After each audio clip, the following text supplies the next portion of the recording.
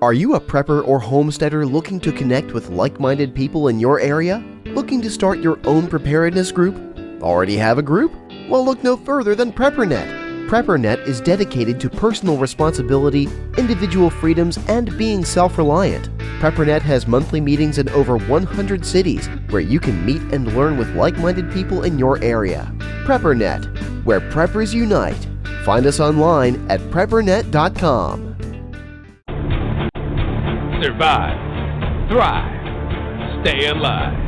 It's time to get prepared with the Prepping Academy podcast.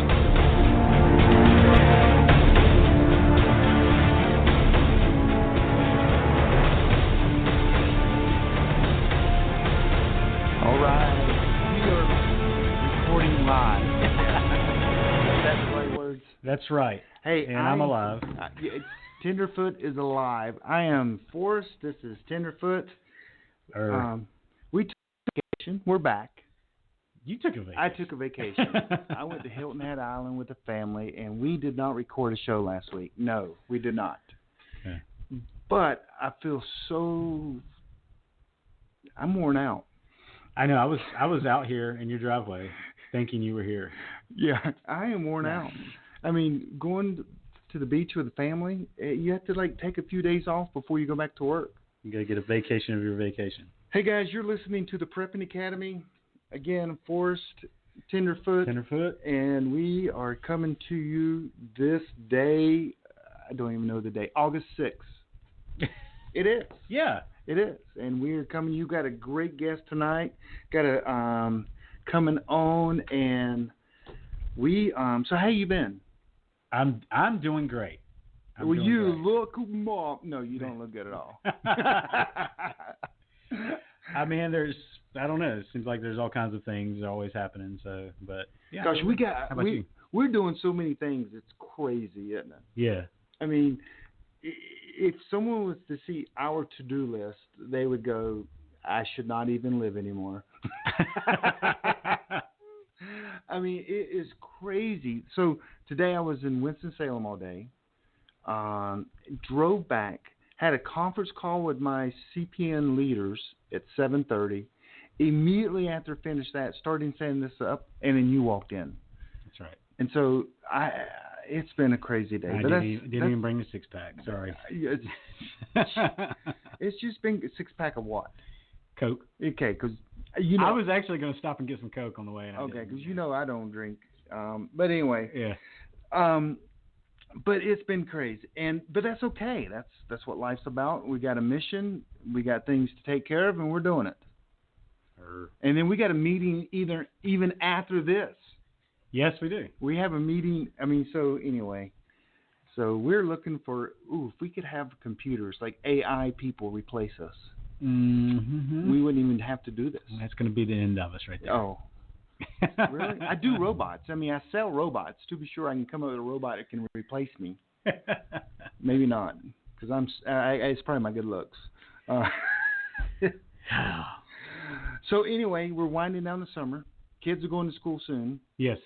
I'm taking my kid back to Chapel Hill, God's favorite university. I think it's next week. No comment. I know. I have a speaking engagement next Friday night, downtown Charlotte, with all the yuppie elites. I know they're not listening to this, but the Discovery Place. I'm teaching 3 classes to adults, not kids, adults, like they're premium members.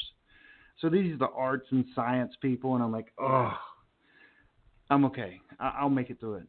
But the same class 3 times. But it's going to be pretty cool. Yeah. I got an interactive app, so I'm going to ask them a question. It's not even an app; it's a URL, and they're going to vote on the correct answer, and it's going to show up live on my screen as I'm speaking to them. Now, just make sure you don't cross your classes. Oh yeah. Teach them your preparedness stuff. Well, I'm going to talk about that a little bit. I'm not going to say things like you're going to die. Yeah, see, I was hoping you would. You're going to die. If you're not in a group, you're going to die. If you have no skills, you're going to die. You're going to die. You're dying. Yeah, I'm not going to do that. So, but that's why If you're a vegetarian, you're going to die. No, yeah. They might throw their, because there will be alcohol served. which is going to be interesting. I've never spoke in front of people drunk. So I might need security. So a while back, I picked up, a friend of mine recommended this book called Survival Theory. And it's a preparedness guide. And I started reading this book. It's by Jonathan Hollerman. I started reading this book, and I'd be dang, if I can't even come up with a word, because everything I've been saying and teaching and preaching on, this dude was writing it down in a book, and I'm like, this guy went in my head. Yeah. And he got this stuff out, and he put a book out good, because and it's a good one. He is, I would say he's probably a little bit nicer than I am about some of it, but he's pretty tough on it. The way you told me, you were introducing me to him. Okay. I mean, he sounded tougher than you. Well, I think I don't know. We're on the same page. I'll tell you that. And so one of the things that I like this book so much, I sent an email, or I got an email prepared. It hadn't been sent to all our members in CPN, Carolina Preppers Network, that they need to buy this book. Yeah. And I did put it on the Facebook site, the social media stuff. Yeah. They need to buy this book and read it. Yeah, I got the ebook here. Because you got it on the ebook? Yeah, the Kindle, okay. But I can't get it up. And you got to, because this is the, I don't know. He's on the line tonight, which I am so thankful, and I'm excited to have him. We talked, gosh, it might have been 2 weeks ago, and we just talked forever. You could just tell we're both talkers. We both get excited about this. And so without further ado, now you haven't read his book yet, have you? No, I'm not. Because I'm going to embarrass you again about having a guest on and you not reading their book. So and you can come up with your little made-up questions that I put up over. Nice. So actually, before we bring them on, in just 1 second here, any author that we brought on, have you read any of their books before they were on the show? Before, no. Not one of them. Not before. Okay. But because Angry of the American, show, they got a new fan, and I've got okay. I'll show you all these books I got now. Yeah. Okay, we're going to bring him on right now. This is Jonathan. Let me tell you a little bit of bio about him. He's former military. I think he's an Air Force guy. I hope he is, because I'm an ex-Air Force guy as well. But he was a SEER instructor. He has a school. I mean, he taught people in survival, escape, and evade, and resistance. He has a consulting service now called Grid Down Consulting. He's written many books. I mean, this is just the one that I picked up. I haven't read the other ones yet. I have them. I purchased them, but I haven't read them yet because I went on my vacation and I read other books. Don't tell him that, even though he's online now. So, yeah, I hear you laughing. But he is he helps design retreats. His it's called Grid Down Consulting, and he is live on the air with us right now. Are you there, Jonathan? I'm here. Hey, Jonathan. Awesome. Hey, thanks for coming on. Sorry we have to always start the show, and I knew you were on there, but I read this book and it just touched my heart because you were saying, finally I met someone saying some of the same things I was saying, and you got them in a book. So I told you that I don't even have to write a book now. Well, I was very encouraged to speak with you the other day, Forrest. Just again echoing some of the same thoughts I have. We really seem to be on the same page, and I will have to admit I am probably a little bit of a pariah in the preparedness community. I believe in my company motto is prepare for the worst, hope for the best, let God do the rest. And I believe that there's a serious situation coming in this country in the near future. I think it's going to be a lot worse than a lot of people think. I think a lot of people don't understand the human desperation behind that and how the psychology behind people that could be hungry and starving and how that's all going to play out. I think a lot of people assume that we're America. Americans are somehow different than other humans that walk this planet with us, and something bad happens here, we're all going to hold hands and sing somebody up. So anyways, it was just great speaking with you the other day and bounce ideas back and forth with you, and I was really encouraged and happy to be on the podcast, and I thank you for the glowing and wonderful introduction you gave me. So let me ask you. I got the first question because I'm kind of in your face kind of guy with my peeps, my preppers. Ooh, peeps, preppers. Ooh, no, it didn't work. Okay, sorry. Your preps. I'm kind of in the face about, and So my first question to you, and we talked about this. Matter of fact, we're like, okay, what do we talk about? And we kind of some general, but my questions are blind.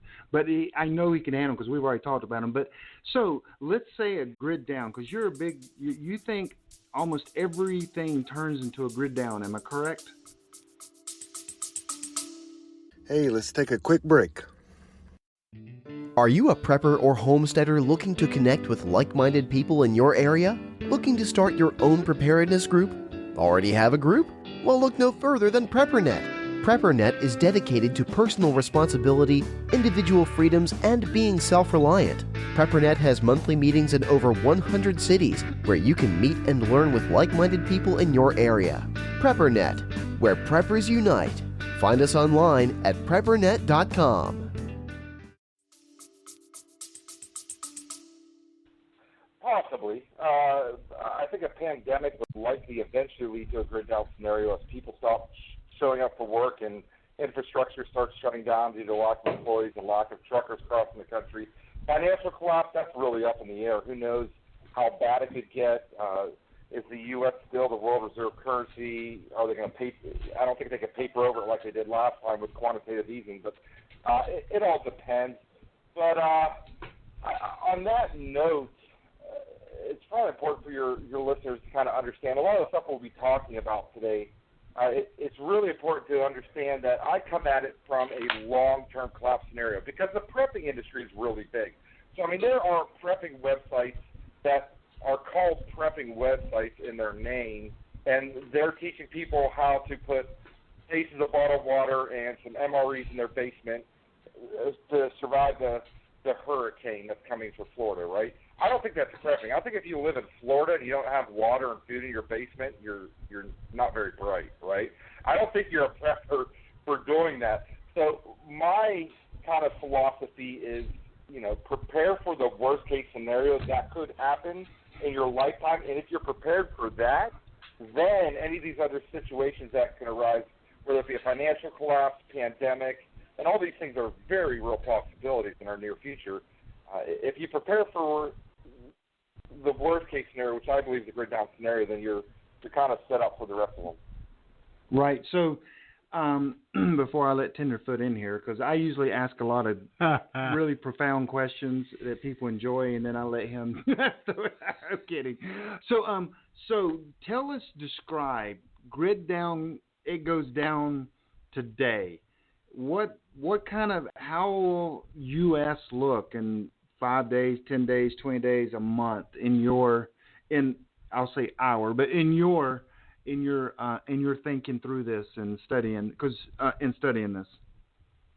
Yeah. Okay. So I just want to clarify. This is a 1 hour show, right? Yeah. Yes. All right. Well, I'm going to go down a few rabbit trails here. Feel free to rein me in whenever you want. I think that's probably one of the biggest misunderstandings. It's how I kind of got into the authorship side of when I wrote EMP, Equipping Modern Patriots, A Story of Survival, the first book I wrote. I've been reading a lot of preparedness fiction in regard, and a lot of it had to do with the EMP threat or a solar flare threat, and I think a lot of the authors, they were all Americans, and we live in the richest country in the world. We live in, the amount of comfort we live in is astronomical than any other country in the world, right?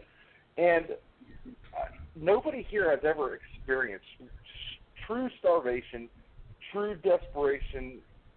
It's just not something that you can study easily through psychology when for the last 100 years we've been living relatively in peace, other than the world war. But nobody around here has ever been really starving.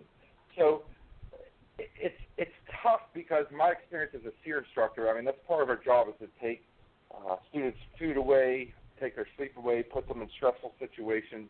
And there wasn't a single class I carried as a SEER instructor where I didn't have a full-grown man at some point break down, falling on the ground. These are highly trained pilots, navigators, flight crewmen, and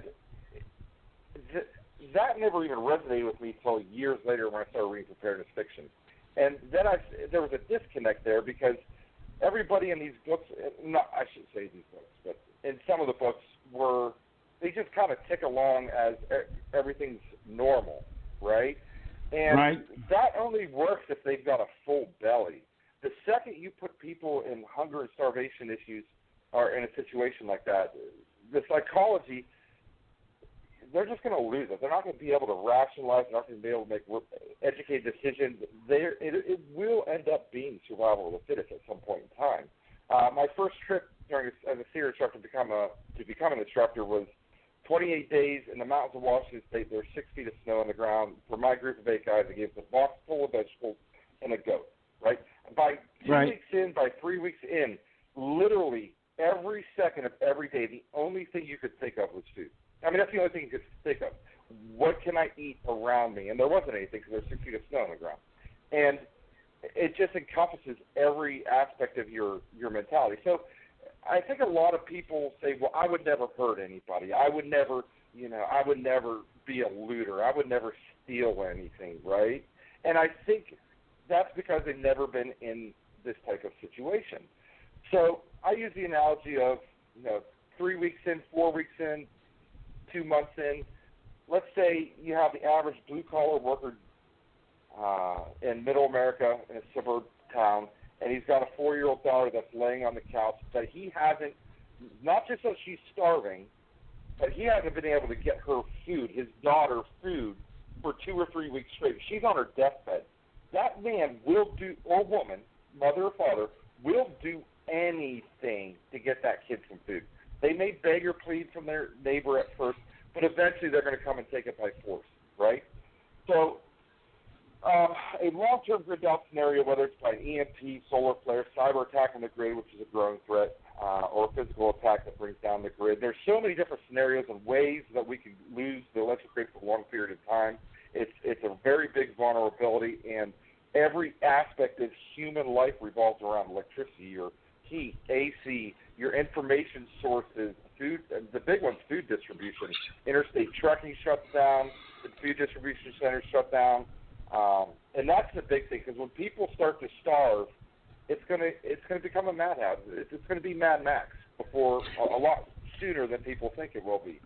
So, and Americans have never seen this before. I mean, other countries have seen this. Argentina's seeing that right now. But so, I mean, Americans in general think other people, like you said, are good people. Yeah. But they've never seen someone that they can't feed their kids, because even, I do a homeless ministry thing in Charlotte, and you talk to all the people that work in the homeless ministry down there and feeding the homeless.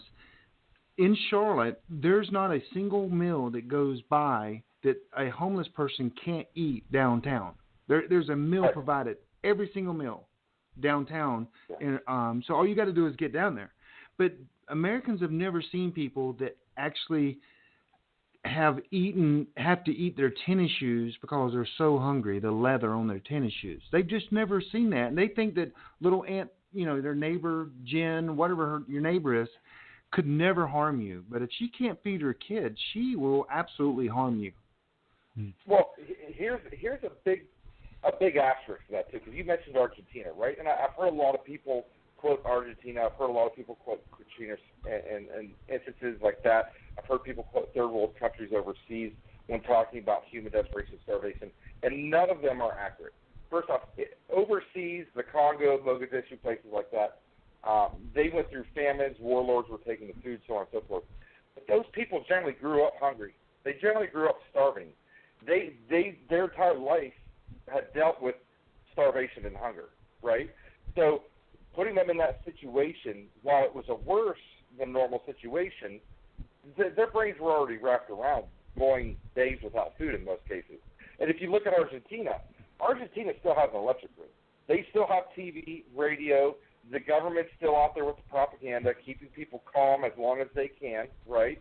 And if somebody goes and steals something, they're going to take them behind the building and shoot them, or at least put them in jail, right? So it's not the same scenario, because if you take away people's food, they're going to get desperate, and they're going to get angry and mad. But if you take away law enforcement and oversight and the rule of law, at the same time you take away people's ability to feed themselves, it's going to be mayhem, because that's the thing that holds us back as society. And you mentioned, a lot of Americans think that we're generally good as a species, and that's just factually untrue from a psychology standpoint. So this idea that we somehow as humans evolved in the 21st century past, the caveman days is just factually not true. The reason it looks that way and appears that way is because if you go out and steal something today, or if you go out and hurt somebody today, you go to jail, or you get the death penalty. There are serious consequences, and that maintains a level of civility in our nation. Okay, but if you take that away, and you put people in hungry, desperate situations, and you take away the threat of consequences for their actions, it will be every man for themselves. And I think that's one thing that's kind of overlooked and bypassed when dealing with this specific subject as far as a long-term grid-down scenario. Because, again, it's completely different. Somebody could read my book, Survival Theory, and be like, that's very extreme, because their mind, this entire prepping journey of theirs, has been wrapped around a financial collapse or a pandemic or something of this nature. In those situations, you have data points. You have the ability to kind of rationalize how humans are going to interact in those situations, because you can look at other history or different time periods, the Great Depression, or a pandemic situation localized. But a grid down scenario is something that we have never experienced. If with no food infrastructure, no information sources, no radio, no TV, no heat, no AC. I mean, you go down the list. It's going to be really bad. And I think a lot of people really think that the government's going to step in somehow. In all the Hollywood movies, you see the troop carriers rolling down and they're passing out MREs out of the back of the truck. That's never going to happen. I can guarantee you that's never going to happen. I've got a DOD report on my website. I've got multiple reports where they're warning Congress that right now 99% of the U.S. military's infrastructure is reliant on civilian electric grid. So obviously the nuclear triad, Cheyenne Mountain, the bunkers, things of that nature, they're EMP protected. But 99% of the military is relying on the civilian electric grid. And this report tells Congress if we lose a civilian electric grid, the U.S. military will run out of backup power within 2 days, and we will not be able to respond to societal collapse scenarios. So they'll be in the same place we are. Except they'll be much better armed. Yeah, they'll be in the same position we are. They'll need food, they'll need communications, and they won't have it. Well, that kind of brought me to what I was thinking with this, and I was thinking just the other day, Forrest talks a lot about, bug out locations. Eventually you're bugging in. I don't, unless you have multiple bug out locations. And not every prepper is the perfect scenario is not going to work out for them. I get to my bug out location, that's where all my food is. My take is you've got to have where you are right now ready to go. And if you are fortunate to have a bug out location, it's got to be ready to go. But you've got to be prepared. You get to that area, to that thing. You're talking about grid down situation here. Worst case scenario, even your bug out location is done. It's compromised. And we're all going to be, I think, in a situation like this, all on a level playing field. And what you just said about the arms, that is going to be the biggest. That's going to be the biggest difference right there. Defense. Yep. Go ahead, Jonathan. Go ahead. No, you go. Yeah. I'd have to respectfully disagree with you on one instance. So yes. I think, all right. So I think that is a pretty common narrative in this industry as far as and trying to figure out how to quantify this. Okay. So through Grid Down Consulting, I work primarily with wealthy individuals. Okay. Wealthy families, business people. Lawyers, doctors, so on and so forth, and I help them design and build off-grid survival retreats. And one of the main things, one of the number one aspects of doing that is getting a way of minimizing your interaction with people.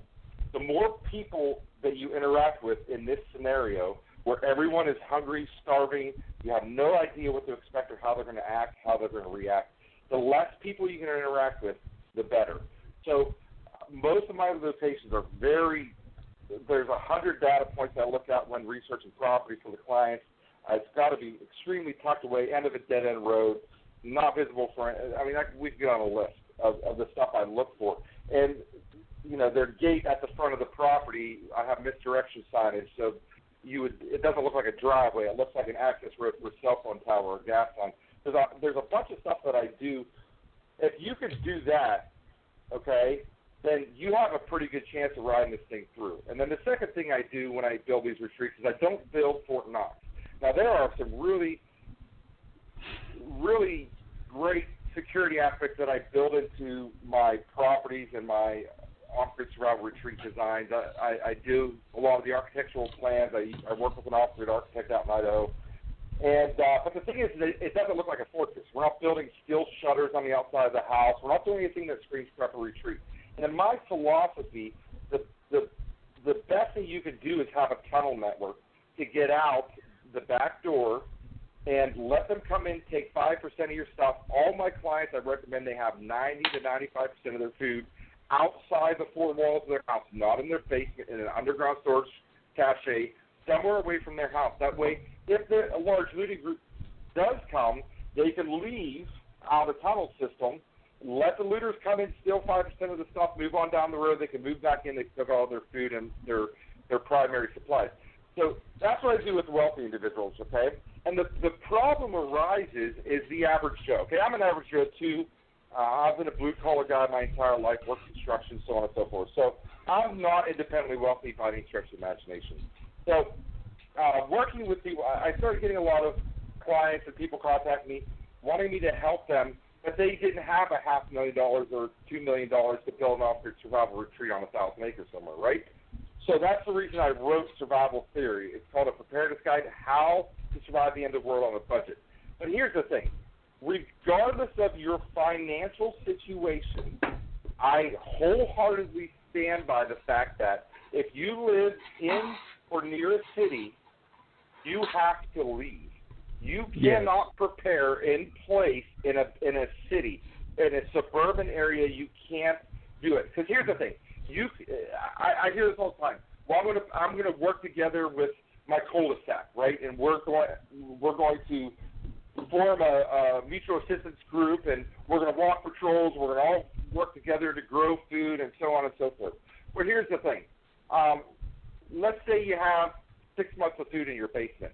Guess what? There's 20 people on your block, probably more. Guess whose food they're eating, and guess how long that food's going to last? It's going to last 2 weeks tops. Oh, well, I'm not going to share it because I bought this food. You really think so? Yeah, that might go by for like a week or two, but when they're starving and you're the only one not getting skinny, they're going to notice. And they're going to come and take that food regardless of your little group that you've got going or not, okay? So that's going to be a big downfall of a lot of the retreats that I go and I visit and I do analysis for, if they don't have enough food. And they're probably going to end up bringing more people, more extended family than they plan to. You know, that's a common thing I hear. Oh, it's just me and my wife and our 2 kids. I'm like, yeah, you're really going to drive by your mom and dad's house and knowing they're going to die and just leave them there? You know, your brother and sister, and there's all these things. So that's one of the big conversations I have with my clients when I first go out there is, okay, we need to figure out how many mouths to feed are going to be at this retreat before we start buying food. Because if you don't have enough food to feed people for at least a year, you're probably not going to make it. So I guess the thing is so here's the thing. I absolutely, wholeheartedly, there's a lot of other experts in this industry that will soft pedal things. They'll teach you how to hide your food garden and blend it in with your backyard in suburbia, and how to make your house look like it's downtrodden or this or that. You're not fooling anybody. Your neighbors are going to figure this stuff out. You think you can run a hoe in your backyard and nobody's going to know because you got a 6-foot privacy fence or because you planted thorns around your backyard? I don't think, I'm not disparaging them doing that because I know it comes from a good place. They want to help people. But I don't think you're helping people by telling, oh, yeah, it's no big deal. You got 10,000 starving people surrounding the location where you lay your head at night. You're going to be just fine.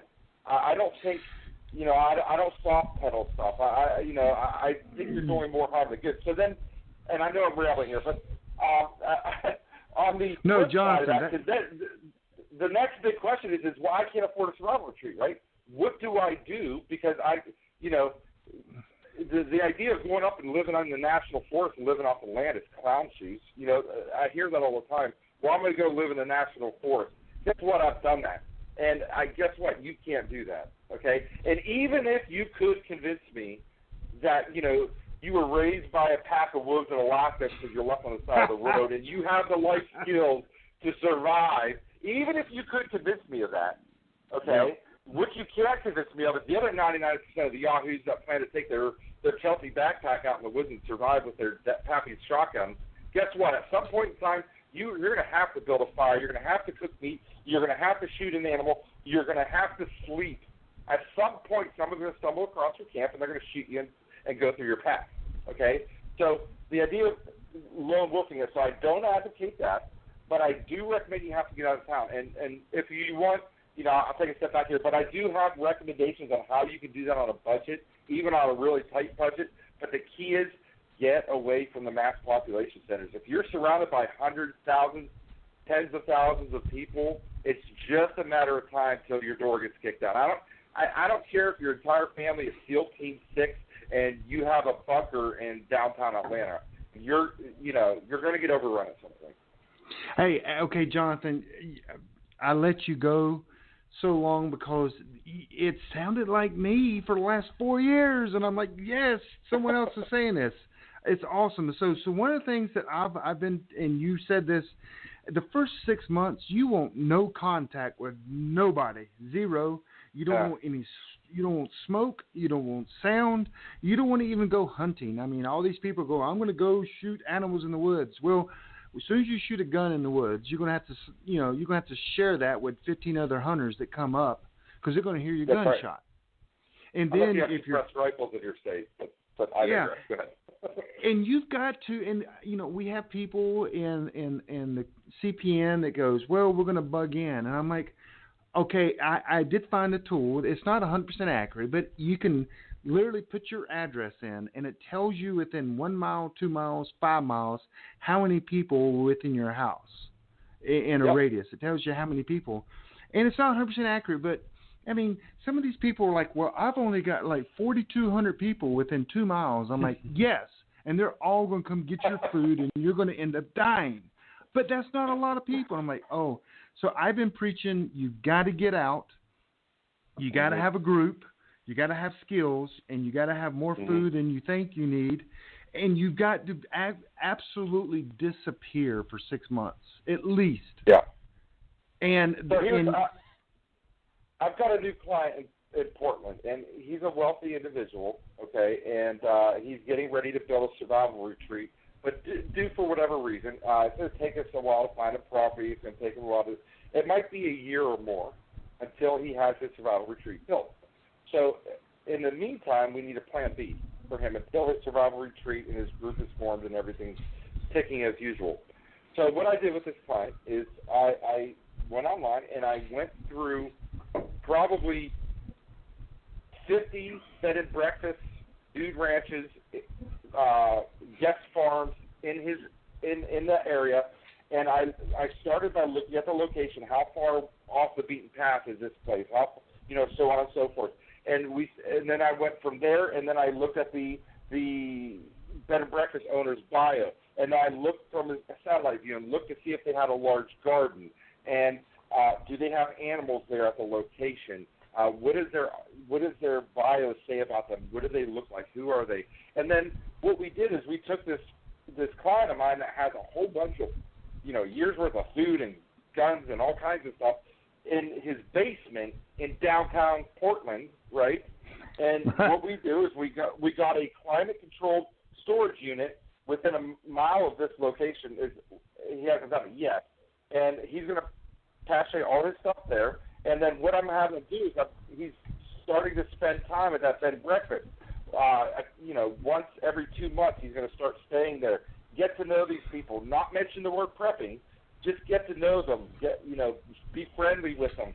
And then when the collapse happens, he can knock on their door and say, hey, I've got food for me, for you. I've got guns for me, for you. I've got survival seed, or I've got, plenty of gardening seed. If you can make that pitch and explain to the person what's going on, this person that you already know, and I think that's a lot better scenario. Okay, and then we have a fallback bed and breakfast you're going to stay at, and so on and so forth. So anyways, you can put contingency in there. Is that the best case scenario? No. That's a terrible scenario, okay? But it's a heck of a lot better than trying to ride it out in downtown Portland, okay? Right. You have a better chance of surviving than doing that. And, Jonathan, I don't even remember reading that in the book, but that's exactly you remember the Shemitah?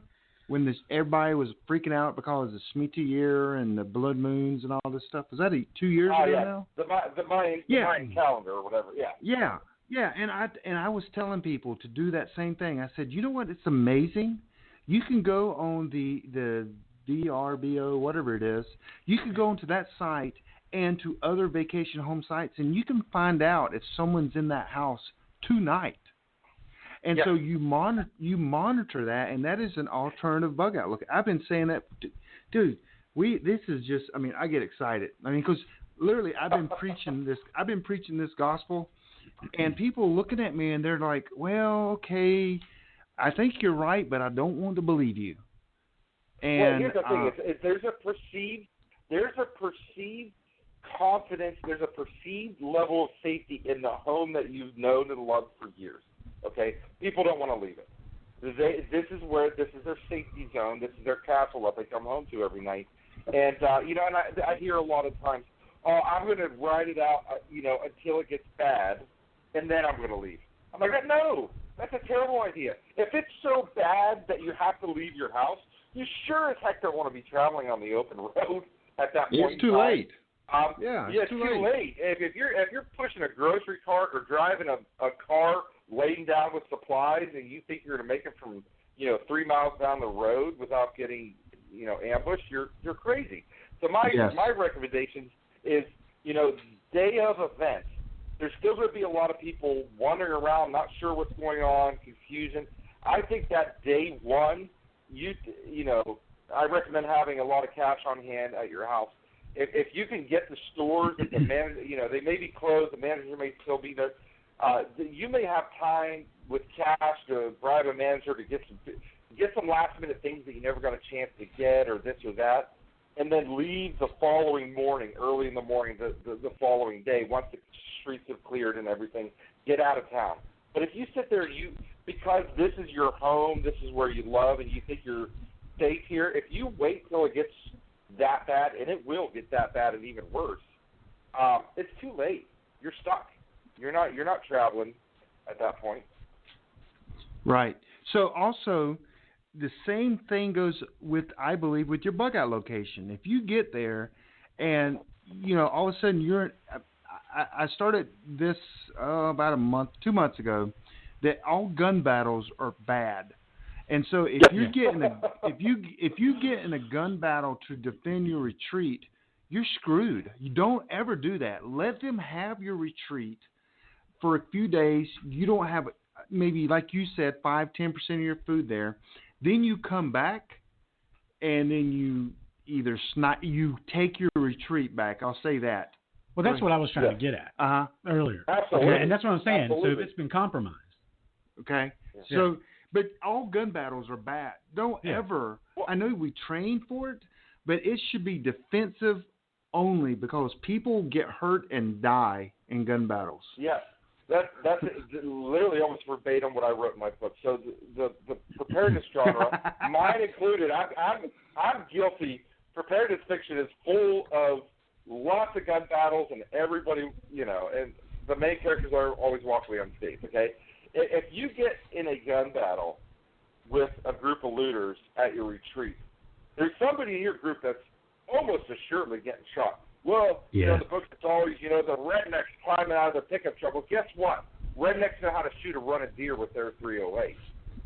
Right. The fact Yep. that it's not, and I'm not taking away from having the best weapons possible, and more importantly, the best professional tactical training that you can get. But it is always used in a defensive, bounding retreat. And I talk about this all the time. I mention it in my books, different scenarios. If the bullets start flying, your first thing is to lay down heavy cover fire and get the heck out of there. And then, if you have to take the fight to them, take it to them on your terms. Make them come to you. Don't go to them, right? And so, again, like you just mentioned, a house and some stuff in it isn't worth dying for. Isn't worth watching your teenage kid or your wife get shot. Because guess what? There's no forward operating base. There's no military helicopter that can come and fly to the latest and greatest medical technology to fix your battlefield wounds. Chances are there's probably not an emergency room doctor at your retreat, and probably that person's going to get an infection and die. So the idea that you're going to be running around like John Rambo and and the worst ones are like the books where they fight, they fight an invading military force, or the U.S. government's coming to take their guns and they fight the military. I'm like, give me a break. If you go toe-to-toe with the U.S. military, maybe back in 1970 you could have with guerrilla tactics, but if you go toe-to-toe with the U.S. military, I don't care how crazy, tactical your band of merry men is, you're gonna get your what handed to you. Yes. So one of my friends, I got several friends who are actually listening live. I didn't send it out to a lot of people, but we were recording live. One of my friends, part of the sisters, so we have these two sisters. She says that I have the biggest man crush right now. She didn't know who's more excited to talk about this, me or you. And I have another friend that wanted to ask you a question. He's the one that read your book.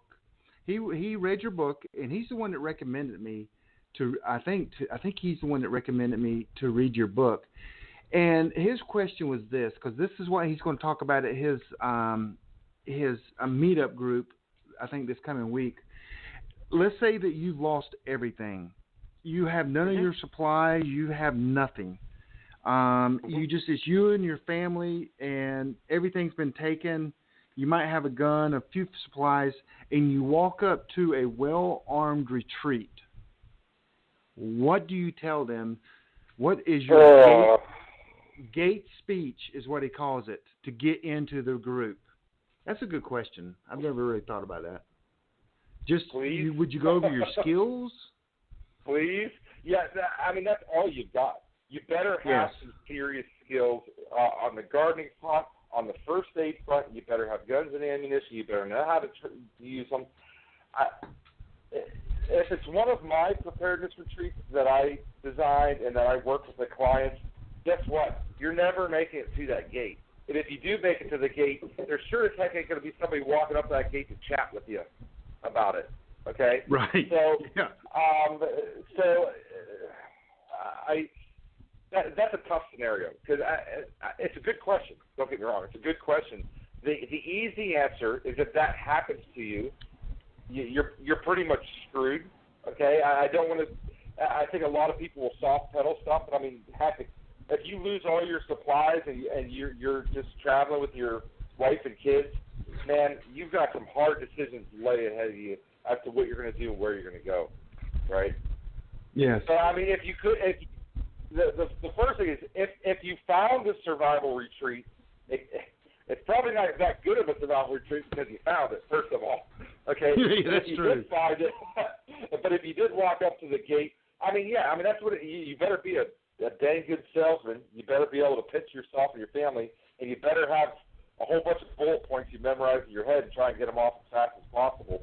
And then at that point, it's just going to be a matter of whether or not they have the food to take you in. And here's the thing. I've got hundreds of clients all over the U.S. I was in 5 states last month. I'm going to be in 6 states this month. I just got back from a back-to-back trip. I can tell you the single biggest issue I see when I fly out to do an on-site survival retreat analysis is someone spent $500,000 or $1 million in a bad location. right? They just happen to have this property. It was their family property, and they put a bunker on it in the backwoods, but the house is visible from, it's 50 yards off the road, okay? So that's the first thing I see that's fairly commonplace. The second thing I see that's very commonplace, which I kind of hinted at earlier, is the fact that probably 90% of the people that consider themselves preppers don't have near the amount of food that they think they have. Okay, I hear this all the time. I'm on my first initial consulting call with a new client. He's like, oh, yeah, I've got a year's worth of freeze-dried food. I said, okay, tell me about that. He's like, oh, yeah, I bought 1 year food supply for me and my wife and my 2 kids from My Patriot Supply or Wise or whatever the case may be. And here's the deal. That's 4 months' worth of food. Because it's one of the dirty little secrets in our industry. The preparedness industry, I have never met I won't go that far. I've hardly ever met a person I didn't like, okay? Every single one of my clients, salt of the earth, sit down, at a restaurant and have a normal conversation with them. I've never met any of the kooks they have on doomsday preppers, right? And, everybody is normal. The industry is great, but the long-term food industry is about as crooked can get, okay? They sell their food based on serving sizes, and on average, those big 1 year food plans you buy, on average, they come with about 800 calories worth of food. That's a starvation diet. If you eat 800 calories a day for the average man and for a year, you're going to look like a Holocaust survivor if you make it that long. And you're going to eat your food way faster than you think. The only way to buy long-term food is to go to a basal metabolic calculator, find out exactly how many calories each member of your family needs based on height, weight, sex, age, all those things, and then buy your food based on calories. If you do that, you're going to realize really quickly that these 1 year food plans, they're almost criminal in the amount of calories they sell you in a 1 year plan. Right. Okay. Yes. Yes. So, I think I told you this. I hope. I hate to interrupt, but I hope I didn't just dime out any of your sponsors. No. I told you I'm a reseller for Legacy, and I still tell people to do the math. It's all about math. How many calories? How many calories? Not how many pounds it is, not how many servings, how many calories, and then how many calories do you need a day? Well, you need more than 2,000. You need at least 2,500, maybe 3,000 calories a day, and you do the math. Right. It's all math, and they're going to lie to you. I sell a spreadsheet. I have a long-term food spreadsheet on my website that I sell, and I've got a year's. I spent weeks and weeks putting this together. And, if you buy the average family of 4, and I forget the ages and the weights and all that stuff, but it came out to be 2.2 million calories for the year. If you buy Mountain House by the case of number 10 can at the cheapest places I could find, each case, some was at Costco, some was at Walmart, some was here, some was there, it came out to be $24,000 for a year's worth of food from Mountain House to get a year's worth of food. If you buy it via staples like 6-gallon buckets of rice, beans, oatmeal, pasta, and all the things that go along with that from a company like Rainy Day or August Farms, if you buy it in bulk, I got a family of 4, 2.2 million calories with lots of different types of meals down to under $4,000, less than $1,000 a person. So it's just a matter, like you said, it's about the math. And every one of my clients, when that's one of the first homework assignments I do. They're like, well, I got some food here, and I got some cases of this, I got some MREs, I have some canned food in my basement. I said, okay, here's the spreadsheet. Put all your food on there. It's going to take you some time, but then to the day how much food you have for your family, right? Right. And it's a time-consuming thing to do, but it's almost always an eye-opening experience for my clients. And I've got clients that have $150,000 worth of guns and ammunition and tactical supplies, and they've got $4,000 worth of food. I'm like, dude, come on. You can't each got 308 ammunition. So, yeah. Yes. Okay. So people need more food. They don't need to be in gunfights. They need to have multiple bug-out retreats. Things are going to get worse than they expect. What other advice do you have for us? Well, I wouldn't say multiple. bug out retreats, I mean, I think you have a primary retreat. Most people can't afford to try and outfit multiple locations because, I mean, there's things like water. And, you know, if it's not a bed and breakfast, if it's not a cabin rental or, like you said, a vacation home that's not being used, and, again, you better make sure that's in a good location, not visible from the road, long driveway, things like that, good sight lines for offset, for wash locations, so on and so forth. And maybe you go to your cousin Charlie's farm, or that's your plan. Maybe he's a left-leaning liberal farmer, and he thinks you're a crazy person at the family get-togethers for talking about prepping. So don't talk to him about it. Just plan to show up there with food when the time comes, and he's going to think you were a genius. So having a single location that you wrap your brain around, and then obviously you got to have a fallback location, a shack in the woods or a location everybody else knows to fall back to if the place was overtaken. And like Tenderfoot mentioned, yeah, that's right. You get out of there, leave it, let them come in and take what they can, and chances are they're not going to stay there because if it's a professional looting force that's going, cabin to cabin and farm to farm, once they clean out the inner city, they'll be traveling the countryside. And some of these looting forces, they're going to be, if they get out to where you're at in the country, they've been looting for a while, and they're really good at taking down a location. They're going to study you for a while. They're not just going to charge the beaches of Normandy and take on your gunfire. They're going to be smart about it and come at you, right? And so you have to get away from that. But the chances are, as soon as they go through your place, they're going to move on down the road, and they're not coming back. They think they cleaned you out, right? So, I think you're in a lot better situation if you run from the bullets and then live to fight another day. I tell to people all the time, live to fight another day is what it comes down to. Because if you get shot in the melee, you don't have options at that point. So if I remember right, you are writing a sequel to this book currently. Is that true? It is true. I am writing two books at the same time because apparently one book wasn't tough enough for me.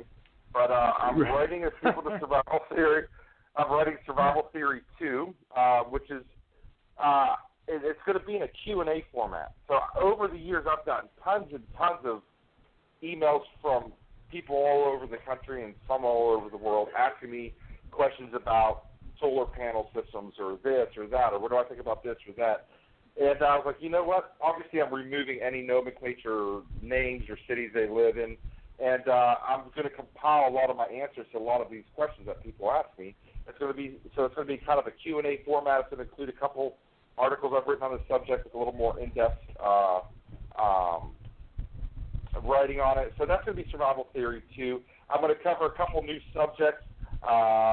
One is going to be on potato seed. True potato seed, TPS. It's kind of an interesting new thing that's coming out. I'm going to dig into the cyber threat a little bit more because I think that's a growing threat with quantum computing. That's in our near future. So that's going to be Survival Theory 2. And then all the fans that are listening that read my EMP series, I am writing the next book in the EMP series. So awesome. I'm hoping, I hate putting deadlines out there. I'm hoping to have both out before Christmas, but I'm definitely gonna have one out before Christmas. Okay. And so Tenderfoot, I know you got a profound question that's going to intrigue us all. I now have a Christmas gift for you. Oh, do you? Oh, yes. It's going to be Jonathan's book. Sorry. Thanks, man. I spoiled it. Now you've written some other books, and they are EMP based. Tell us about them, if you don't mind. Yeah, sure. So the first book I wrote was called EMP: Equipping Modern Patriots with Story of Survival, and I wrote that 2013 maybe. And I never took English composition classes. I was a military grunt. I worked construction. I was a carpenter. I owned my own business. I flipped houses for a while. So it's kind of I started reading all this EMP fiction, and they just didn't understand the human psychology behind it. And so I wrote EMP: Equipping Modern Patriots, thinking, maybe this will sell 20 copies to my military buddies. And it started selling like 20 or 25 copies a day. I'm like, oh, that's pretty cool. And so a couple of weeks later, I leave for hunting camp, and I didn't check my sales. I come back a week and a half later, and I was selling like 150 a day. Then it went to 200 a day, and then 250. It just kept going up and up. I ended up becoming the number 3 book on the post-apocalyptic genre for about 4 months. So it was really successful, and that kind of, then I had to rush out and get an editor. Right. So, because, I had a friend who said they were an editor, but apparently they weren't, but I didn't know the difference. Right, yeah. So I had to go out and hire a professional editor and get it edited. And then I wrote the follow-up book, The Aftermath. And then just last November, I released the 3rd book in the series, which is called New Beginnings. And a couple things on it is, being ex-military myself, I really hated how a lot of authors really push the government. Well, the government is evil, but like the military is evil, right? They're coming for your guns. This military copper is going to show up in your town and tell you got to turn in all your guns. I just don't buy that at all. So I wanted to paint the picture, especially in the 2nd book. I started explaining like more of what's going on to the rest of the country and painted a picture of how I saw the collapse happening and how the military would respond, how the government would respond.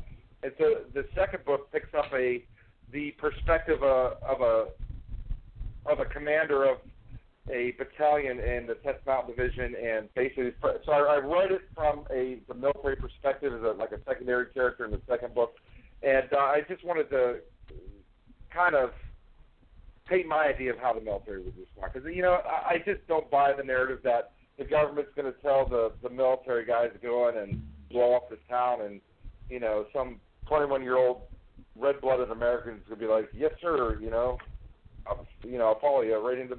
I just don't think that's going to happen. I think they'd go AWOL or, defy orders before they would do something like that. But so, anyways, there's plenty of gunfights in my book. Don't get me wrong. Probably plenty of unrealistic gunfights in my book. But anyways, and like I said, last November I released the New Beginnings, which is the 3rd book in the series, and I'm working on the next book, which is going to be called Dark Skies. Right. Okay. Gotcha. Oh, so I do have another question about the foreword in your survival theory book is a biblical perspective on preparedness. Can you, if you don't mind, can you elaborate on that? Not at all. Sure, not at all. Technically, that's the bonus chapter. Yeah. Anyways, it comes at the end of the book. So it's funny because I get a lot of. I shouldn't say a lot. I've had a few bad reviews of my book on Amazon from atheists that talk about, the Bible thumping in survival theory. So just for all your audiences, people that are listening, I don't think I mentioned a single time God or anything in my book at all. But I've had so many people knowing that, I'm a Christian and how I wrote my books in the EMP series and how my characters lived through that scenario, and I didn't hide my faith or their reliance on God. They asked me would I write a perspective on preparedness, right? So I include that as a bonus chapter. So if you're an atheist or you don't believe in God, man, more power to you. That's fine. Just skip the last chapter, right? So anyways, the last chapter, I wrote a physical perspective on preparedness. So there's kind of 2 camps here, right? So you have the camp of, I realize that something bad is coming in our future, but I'm just going to wholeheartedly trust God to take care of me and my family and rely on faith, okay? And I would never, ever come down on anybody for holding that view, okay? Because the faith size of a mustard seed can move mountains, right? So if that's your stance, then man, more power to you. But I also believe, there's lots of instances from Noah and the Ark and Joseph and, storing up grains for Egypt. There's a lot of different biblical instances where God told somebody that, hey, something bad is happening and you need to prepare ahead of time for it, right? So I think if you know that something bad is coming and there's a chance something bad could happen where you wouldn't be able to feed your family, I think as a father, as a mother, I think it's your duty to put away some food so you can feed your kids, right? I think that's a biblical concept. And like I said, I would never criticize anybody for holding the opposite view as me, But I just laid out I actually kind of laid out both sides of the argument, right? And then at the end of the day, I said, you know what? At the end of the day, you're gonna have to do you got to follow God's leading and God's will for your life at the end of the day. So, and I think another big thing I always recommend is that I don't live my life in fear, right? So I write about this stuff. I work with these people all day long. But I come home at 5 o'clock or 6 o'clock. I sit down and have dinner with my family every night, and I don't think about it till the next day. It doesn't make me worry. I'm not fully prepared. You're never going to be fully prepared, right? You can't be fully prepared for a situation like this. So you can't let it eat at you. You can't cash in your kids' college fund and go out and spend. You still got to live life, right? And you still got to be good stewards of God's money. So just do what you can as you can do it. I think a big thing is to wrap your brain around, I mentioned earlier in the call, what is the worst-case scenario, understand that threat, and then make a plan of action on the budget that you have. Basically, what would I do? Because I think a lot of people, like it's real common in the preparedness industry, out here, okay, well, you're new to this, here's the deal. We're going to start you out with prepping for a hurricane or a tornado. And then we're going to bump you up to this level, and then we're going to bump you up to this level. Most of those people are never going to get to the top tier of preparing for grid down scenario before the event happens. And when that happens, they're not going to be prepared. They're not going to be mentally prepared. They're not going to have the proper decision-making ability. My philosophy is like, okay, this is this terrible situation. This is my plan of attack is going to be to prepare for this situation. I can't afford to, but I'm going to slowly work my way towards this goal. And if you do that, all those other things, the hurricanes and the middle of the road financial problem, that stuff will be a cakewalk if your brain's wrapped around something serious. Right. Okay. Let me. The reason I ask about that chapter, the bonus chapter, is because people pretty much know Tenderfoot and we're both Christians. We let that be known, and we talk about that quite often. Yeah. And I remember when I was, and I know Scott Hunt. One time I was talking to Scott, and I said, Scott, if you're preparing just to survive in hard times, really, what are you preparing for? It's a difference when you're preparing for something that is bigger than yourself. But anyway, I set you up there because I know that we don't push our agenda of being a Christians, but we just think it's very important. The other question, so I asked people, I told people in CPN to read your book, and I remember now one of the comments, one of the guys said, he said, I agree with everything he said, except he thinks ducks are better than chickens, and he wanted to know, and I think ducks are too loud, personally. I think that's why I wouldn't go with ducks. But I think rabbits are even better than chickens as well. But so you want to, because you do in there, you say chickens. Yeah, go ahead. Well, hey, if you're a duck man, more power to you. I don't know ducks. Okay, I've never personally raised ducks. I don't know ducks. That's exactly, you got it. I don't. They are generally louder. I think generally they need like a water source. If I could be wrong, yes. So I'm not an expert on ducks. Okay, I think I've made that painfully clear. So I think there's certain prerequisites. Not everybody in the country can have ducks at their location, and I do think chickens are more. You know what? I'm just going to let that go. If you want to have ducks instead of chickens, man, more power to you. But that I have less like kind of skin in the game on whether you have ducks or chickens than whether you have rabbits. I have a whole chapter on rabbits in my book. I think rabbits are the number one prepper animal that you can have. They're quiet. They require very little food and maintenance. You can use their poo and their pee directly on your garden. They breed like rabbits. Okay, the average female can have 64 babies a year on a breeding schedule. One female can produce enough protein for a single individual for that year. So if you have a female rabbit for each member of your retreat group, you can have like 30 to 40% of your caloric needs for the entire year. And the other great thing about it is, when you compare it to like an animal like a cow, they take like 1/5 of the amount of food to feed as a cow. They're nowhere near as noisy. And the big thing is if you have a big animal like a cow and you butcher it, now you've got 1,500 pounds worth of meat that you got to figure out what to do with and how to store it and how to preserve it and get it till when you're going to eat it. With rabbits, you're constantly breeding them on a schedule, and every day, every 2 days, you're butchering a rabbit for the pot. So it's a constant supply of food. You don't have to have 1,000 canning jars to hold meat or build some big elaborate smokehouse, which is going to send a signal to your hungry neighbors that you're smoking food. So I really think that they are essentially like the ultimate prepper animal, above and beyond just about anything else. And I laid out a couple of different ways of really easy ways of feeding them. Anyways, yeah.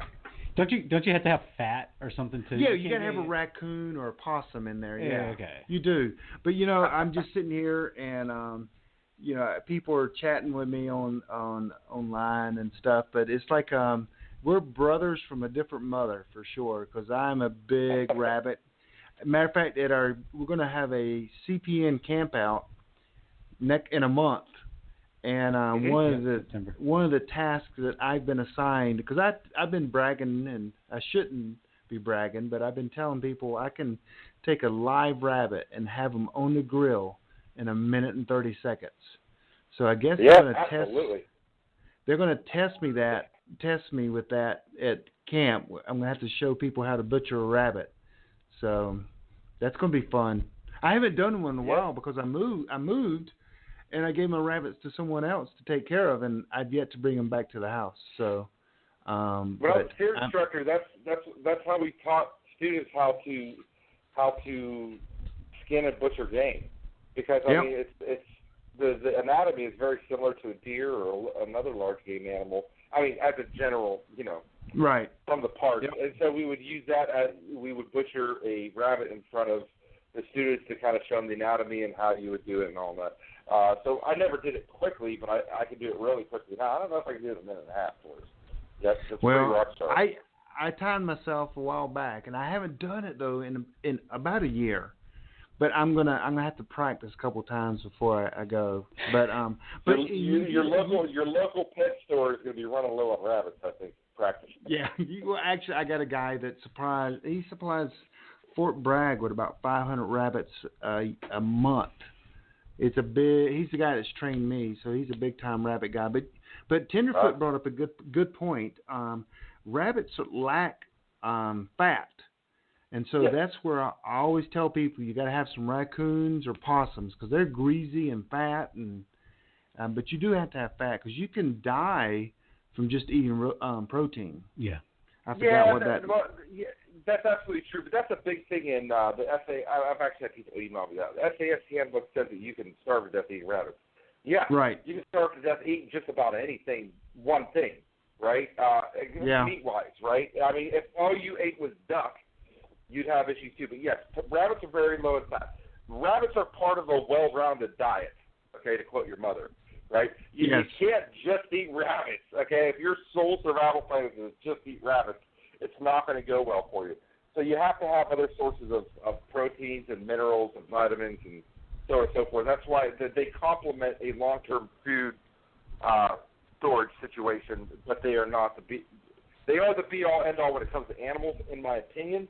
But, you can't live just on rabbits. Right. Technically, yes, there are stories of trappers back in, the Lewis and Clark days that literally starved to death and they were eating lots of rabbits every single day, but they they near starved to death on just eating rabbits. So that story is true, but that's true if you just ate squirrel too. If all you ate was squirrel, you'd eventually starve to death, even if you ate 20 pounds of squirrel a day. Yep. Diversify. Yep. And so one thing I want to tell the listeners that I've been kind of sneaking in there the new PrepperNet concept that we're rolling out in 1 month. And we have an expert panel, and Jonathan has agreed to be one of my experts because I got to have a like-minded guy on there. And so Jonathan's agreed and to be on the panel, and we're gonna, we'll have, his books. We'll also have, I know there's one of your most important chapters. We're going to offer it for free on our site that you can actually listen to it. And I think, is that chapter 4 in your book? About electricity? Yeah.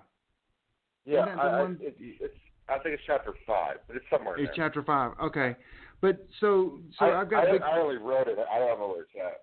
Yeah, but so we got big plans with Jonathan in the future, and because I like what he says, and I think that his message needs to get out, and I'm going to help him take his message out because I ditto his message, and so that's.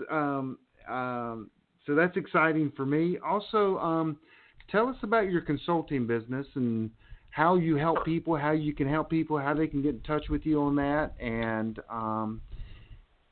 your best kept secret that you've never revealed to anyone, and your credit card information. I'm not going to do either one of those. Nice. So my website's called griddownconsulting.com, and probably about 20 to 30% of my, probably about 40% of my business is phone consultation, where I have clients and I talk to them and I talk them through a lot of different scenarios. They ask me, I do off-site location analysis for existing survival retreats, or somebody's buying a property out. I'll review the property, and then most of the time they'll fly me down before they close. And so that's probably about 40% of my business is phone consultation.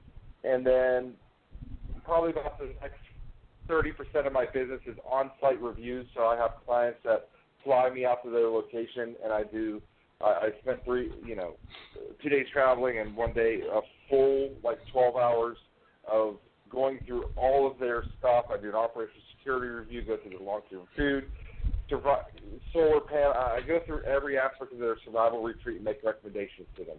And I never get offended whether they take them or not, but that's probably about 30% of my business. And I'm not a math major, so I forget what percentage I have left. I think it's 30. The other 30%, 40% is new clients that are, fairly wealthy individuals, and I'm starting from scratch, helping them find property, designing their survival retreat. I've got about 20 or 30 different off-grid survival retreat designs that they can pick from that we can customize, and then we head to the architect. And I really enjoy those clients starting from scratch, because I'm not coming into a situation where I may have to give somebody bad news or say, hey, that you've got the most wonderful $200,000 bunker buried here, but it's in a really bad spot. You're probably going to get killed if you stay here. I hate having those conversations with people, but that's what they pay me for, right? So that's Grid Down Consulting, and just it's one of those things. I'm at the point now in my career. I've got my writing career. I've got Grid Down Consulting. I'm in talks with the Discovery Channel, and I've just got so many things going in so many different directions. I just recently, here a couple weeks ago, I'm kind of taking a step back from the consulting business and just focusing on maybe the top 30 or 40% of my clientele, just because I'm only one guy. I just can't. I mean, I've got hundreds of clients, and some of them email me. I just can't keep up. So I'm more than happy to answer. If somebody wants to shoot me an email, tell me their situation, I'd be happy to see if I'll definitely have a 1-hour consulting call with you. And on that first call, I can make I can kind of pick through whatever your plan of action is, whatever you have going on, and make a bunch of recommendations that'll probably help you out. But as far as taking on new clients starting from scratch, I'm getting pretty tight time-wise, because I still have to release books. I put out a book every year and a half. I don't know how Angry American some of these guys put out a book every 6 months, because I just can't do it. I try. But Mark Goodwin does Prepper Recon, and I asked him to be on our panel, and he goes, "Well, I'm trying to cut back even my own podcast because he wants to put out more books, and so he's writing I think he's going to produce like 6 books this year, and I'm like, holy cow, how is that possible? But anyway, it's a full-time job for him, just the writing. One of my favorite authors is Brandon Sanderson. He's a science fiction writer. You know, when I'm not working, I listen to a lot of Audible books, but I don't listen to anything genre related. I want to check out, right, and to be, you know. So he writes like 700-page, 1,000-page books. He puts like 3 of them out a year, and I just can't even fathom writing that many words in a year. So, but that said, that was kind of the point I was getting to. I'm really buckling down. I hope to have 2 books out by November, and then my plan is to start releasing a book every 6 to 8 months in the EMP series that I'm writing, because, you know, I apologize to fans out there. I mean, I get bombarded almost daily on Facebook and email and Instagram and everything, and everybody's asking when the next book is. So I promise I'm buckling down. I've got a new system in place.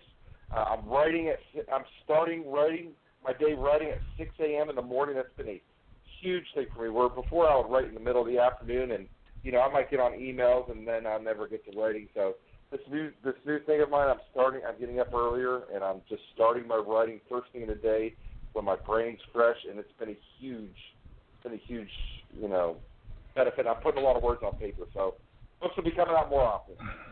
Awesome. That is awesome. Well, Jonathan, we extended the time in the middle of this. I figured out how to extend the time of our podcast being recorded.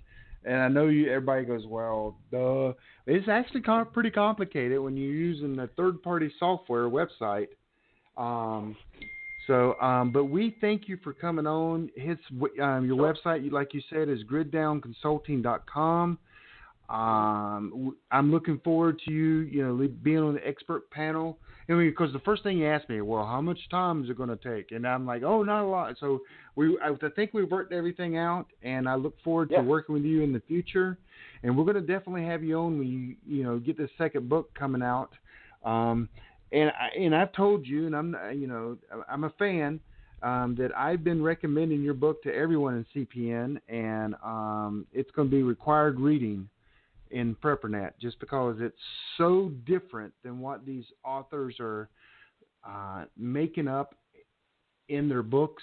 Because every book makes it sound like, wow, that's not so bad, and they have scenes that are bad, but you kind of, I think the way you paint it is pretty good. I can't wait to read your EMP series. I've got them. I purchased them. I just got to make time for them. But hey, thanks a lot for being on our show, and I look forward to talking to you soon. And everybody, that's at Grid Down Consulting. This is Jonathan Hollerman. One of my favorite books that has been produced here recently is Survival Theory, A Preparedness Guide, and it says how to survive the end of the world on a budget. I like that. Yep. Hey, thanks a lot, Jonathan. Great, you take care. All right, gentlemen, take care. Okay. How did that go? Did I just? I mean, he's saying. I'm just so glad that someone else is saying the things that I've been saying. Oh yeah, it was great. It was like listening to you. This needs to get out. I mean, because we read. I like Chris Weatherman, Angry American. I like Franklin Horton. I mean, I like Stephen. I like all these guys. And they're great stories, and you can still learn a lot by reading the books. Yeah. Well, this is a straightforward guide. I mean, the others you get stuff from. It's good scenarios, whatnot. This is, I'm thinking like this falls with like a survival book. Yes. Yeah. And I guess this is. He does have things to buy and stuff like that, but this is a mindset book. So in my book that I'm writing, I've divided that in 4 areas. One is things you need to buy, things you need to train, skills you got to learn, a mindset, because you got to be in the right mindset to be able to survive this. Yeah. And then also the Christian perspective as well. So I'm kind of breaking it down in 4. This is a recommended reading pretty early on, and I put it in my book for mindset. Because it helps you understand, and I got other books. I got, definitely my friend, Mark Goodwin and a lot of his books, and there you read them. There's good information in there. You can get a lot, but this was a mindset book. It wasn't more of a book to learn from, because I do separate like the differences in my book, which is it's taken me a year and I'm still like 3/4, 3/4 of the way done. But so I don't know how these people write. I'm not a writer. I'm just very good looking and smart. Yeah. Okay, maybe that's not true either. No, that's not true either. But so anyway, wow, we didn't even mention our sponsor, Retreat Realty. John is from Retreat Realty. And speaking, here we are. We just had that conversation about the bug out location. Yeah. So well, he does more. He doesn't consult with the retreats. No. He's just a realtor. Yeah. And the Appalachian kind of readout, he's your man. He's sponsored the Carolina Prepper Network. He's jumping over with us to PrepperNet. But if you're looking for a place in the mountains of the Appalachians, mostly North Carolina, South Carolina, Georgia, and Tennessee, he understands your privacy, and he understands what you're looking for, the water sources, security. He's got a good handle on that. He's not your consultant when it comes to, but he can help you find the right land that you're looking for. And that's at retreatrealty.com. Don't call him because he's not at home right now. I think he's driving tonight. He's on his way home. Anyway. Yeah. We talked earlier, but so give him a call tomorrow. Check out his website, retreatrealty.com. Nothing that we didn't talk about is this conflicted card game. I was really hoping you would ask him. We did talk about that, and I forgot. There was just too many other better questions to ask. And it would have went. Yeah. But the conflicted card game, PrepperNet, which is the new release of, we're going nationwide with the Carolina Prepper Network. We're commissioned, that's a good term to use, to create a deck of cards. And so I'm kind of doing an all-star deck. And I don't even know if I brought this up with Jonathan, but I'm getting people in the industry to give me a scenario, retreat/group related. So all mine's going to be group/mag groups, survival groups. And so I'm getting experts in the field, superstars like Jonathan, and they're going to submit a question. So on the card, it's going to have their question with their name and their website. And it's going to kind of, I'm giving them credit for coming up with a question. So, I've asked people like, people I've got in the industry. So who have I got? I got Jane, Survivor Jane. I've got Rick Austin. I've got Scott Hunt. I've got, who else have I got? I got Ryan Mitchell from Tiny Life. I've got Mark Goodwin. I've got a bunch of authors on there. Even the narrator. What's his name? Kevin Pierce. That yes. He reads all a lot of the books. He's provided one. And that card is going to be an audio card. Yeah. It's going to have like when you open up the Hallmark card. That's a good idea, because what I could do is I could put a YouTube link, and it could be his video reading his question. Dude, I like that idea. Because they told me I could do that. They started putting the links in there. So Southern Prepper One did a deck, and Rady Man did a deck, and so PrepperNet is coming out. We're going to be deck number 11. There you go. And so they're pushing out their board game. So it's giving me time with everything I got going on to get it all ready. I've got 35 questions. Then I gave some away to people on PrepperNet. If they came up with a good question, I'm adding it, and they get their own question. So, and then some of my city leaders, and you got one. Yes. And yours was no. Exactly. It's about chickens. No, but is it? But you did submit one. I forgot what it was, but you did submit a question. It's in my database. So maybe. So you wanted me to? No, you said it. You said it. Yeah, I know. Under another name. So you wanted me to ask him a scenario. Well, I did. I did kind of the gate speech, kind of. But it's Yeah. not. That actually Right. is going to be one of our cards. Okay. Oh, that one is. Yes. I like that. Yeah, that's coming from our Asheville leader, Eric. Yeah. He said he's coined that term, gate speech. Yeah. Mine is all about if you've got somebody in your group that has BO, what do you do? Are you serious? That's what you submitted? I didn't even read it. I promise. Did you really? No. Oh, okay. But there's some funny ones. There's some weird ones that I didn't really. That would pay be attention. a good one. I didn't pay attention. Well, everyone's gonna have BO at that time. What are you talking about? They will. I don't know. Man, I'm if gonna- someone smells I've good at got that time, you'll be going, "Hey, how I you have doing?" I've got a stockpile of deodorant. of deodorant. Yeah, you would. It's hilarious. But goodness, so PrepperNet's coming in a month. So we've interviewed a lot of people, and we were going to take a break from that, but I just had to have Jonathan. Well, that's a great. You had to have them. I had to, and so but we've interviewed all the authors, and yes, I'm getting messages as we speak. And I mean, and right now your head is huge. Well, come your on. ego.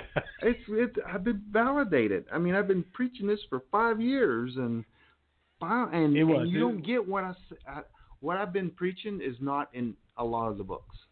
And how long have I known you now? It's not been 5 years. It's been way too long. But probably close to 4 years. 4 years. 4 years. Yes. So, and I would have to agree. Now, especially the accident. Yeah. that you had.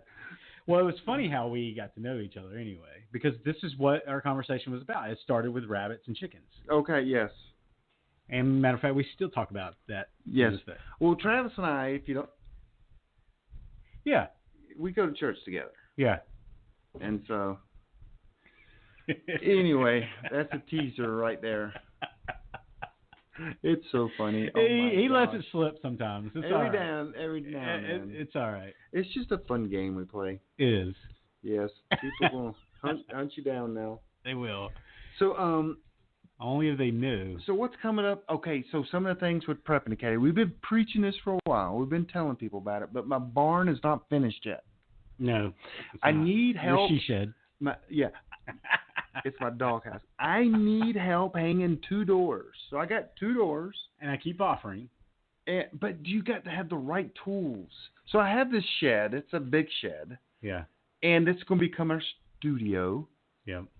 I'm going to put an air conditioner in there, a television, refrigerator. A bed for me. Escape hatch. It's going to be my ham shack as well because, I do ham. Yeah. And so they're going to put my HF ham and all that stuff in there to get it out of the house. And so, but the roof is on. I just got to put 2 double doors in the front. And so I've got to frame them. I feel like we should contact our friend because I think we can make this a tiny home. Who were your friend? For the tiny homes. Oh, the tiny house guy? Yeah. Ryan Mitchell? I'm having lunch with him later this week. I didn't know if I could. He doesn't know how to do that stuff. He outsourced everything. I know. He makes so much money. No, but Ryan, I'm having lunch with Ryan later this week. But he does the Tiny Life, by the way. He's one of our expert panel members. Right. Yeah. He's written a bunch of books, very successful. But I need a carpenter because my doors, they need to be drilled for the hinges, and it's hard to put a door up, 2 doors together. Right. So and you got your paint already picked out, pink? Yeah. Dude. Plaid. When I can. It's plaid. Plaid paint. I love it. It's flannel. So when I can, I do because you get me all the time. So come on. Yep. So anyway, we're going to be broadcasting this live. We're going to do video. We're going to do everything that is up to date. We're going to go from 1998 to 2018 instantly. They had podcasts in 98, didn't they? Why 98? I don't know. It's a good year. I started my first company in '98. Yeah, I went into the military. Yeah. Ooh. Yeah. Oh, yeah. The Navy. You really call that you still call that the military? The Navy? Okay. Hey man, we got I'm gonna be part of Space Force. That's Oh, what I'm Space talking. Force. Our producer's saying 90 seconds left. So, hey, check out our website, preppingacademy.com, preppingacademy.com. Sign up for our mailing list so we can never email you. I mean, it's been like 2 months since I've sent an email out. So you won't get spammed here. No. So check out preppingacademy.com. Great things ahead. Anything else? That's it? I think that's it, man. That's it. Hey, It's join us been a on great show. Facebook. Hey, 60 seconds. She's yelling at me. Yep. So, and we're going to, anyway, give us like us, 5 stars only. If you get 4, we'll send people out to you. We're looking for you. And then say very positive things, like go to someone else's podcast you like, read some of their comments, and then put them on ours.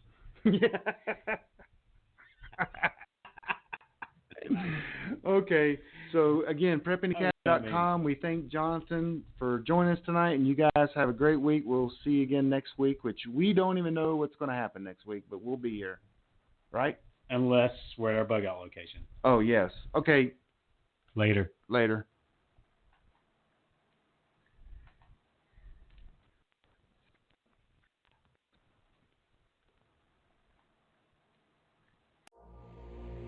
Has your data been hacked? Do you feel uneasy about the vulnerability of your personal information online?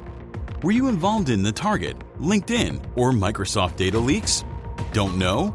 If not, then pay attention. Join Forrest Garvin from PrepperNet for a free webinar on privacy and security. Gain insights into safe internet browsing, VPNs, crafting online aliases, secure emails, detecting if your data has been hacked, and managing passwords. Secure your spot today for this webinar on privacy and security. It's free. This webinar delves into comprehensive strategies for bolstering your online privacy.